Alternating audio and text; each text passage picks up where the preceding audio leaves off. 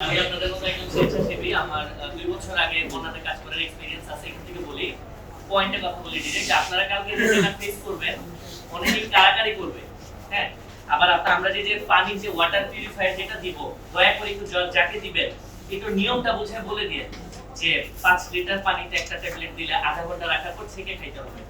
এছাড়া হচ্ছে ভাই ওই সিচুয়েশনে যখন থাকবেন, আপনার সাথে তো অনেকেই থাকবে না, কাছের যে বন্ধুটা কেউ যদি রিস্ক নিয়ে নেয়, রিস্ক নিতে মানা করবেন। মানে যারা বাইরে থেকে আমরা আসছি, ফেনীর মানুষ হয়তো অনেকেই থাকবো না, সো রিস্ক যেন না নেয়। পাশাপাশি হচ্ছে একটু সহনশীল থাকবেন। আমাদের পার্সোনাল ফান্ডিং এ 22টা হচ্ছে স্পিড বোট আসছে, আমরা এগুলো থেকে বিআইডব্লিউটি এবং জেলা প্রশাসন ব্যবহার করতেছে। তারপরেও কিন্তু আমরা গতকালকে মাত্র 3টা বোট পাইছি কাজ করার জন্য। সো এটা নিয়ে মানে কমপ্লেইন দেওয়ার চাইতে ভাই এখন কাজ করাটা বেশি জরুরি আমাদের। আর কারোর প্রতি কোনো রাগ অভিমান থাকলে ভাই এইসব সব পরে সমাধান করা যাবে, এটা একটু মাথা ঠান্ডা রাখেন। আরেকটা কথা হচ্ছে যে আপনার নিজের বিবেক থেকে কিছু কাজ করবেন। ধরেন এক জায়গায় যাইতেছেন, যদি বুঝে যান যে মুখটা দেখে যে এই মানুষটা খায় নাই, কিন্তু আপনার টার্গেট সামনে দেওয়া, দয়া করে বেশি পরিমাণ না দিতে পারলেও অল্প পরিমাণ হইলেও দিয়ে। তখন আপনারা 4 জন থাকবেন বা একটা বা 2টা বস, ওই সিচুয়েশনে আপনি না পারবেন ফোন দিতে, না পারবেন মানে কারোর সাথে কোনো যোগাযোগ করতে, সো নিজের বিবেকটা খাটায় কাজ করবেন। একদম সবকিছু যে একদম নিয়ম শৃঙ্খলভাবে হয়ে যাবে ব্যাপারটা আসলে কিন্তু এরকম না। মাঠের সিচুয়েশন আলাদা।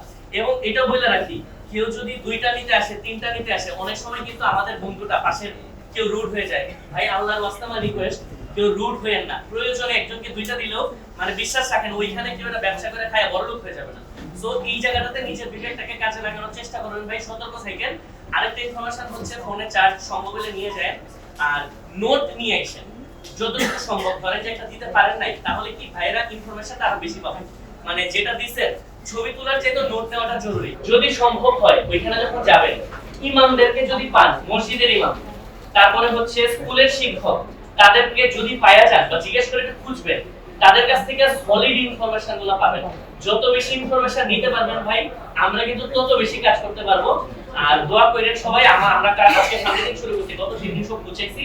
কালকে থেকে হচ্ছে আমরা যত বেশি সম্ভব এলাকায় ঢুকবো, ভাইদের সাথে কোঅর্ডিনেট করার চেষ্টা করেন। এই পর্যন্ত ইনান হচ্ছে কাজ করতে আমাদের সাথে মনে 3টা পয়েন্ট অ্যাড করবে। ধন্যবাদ সবাইকে।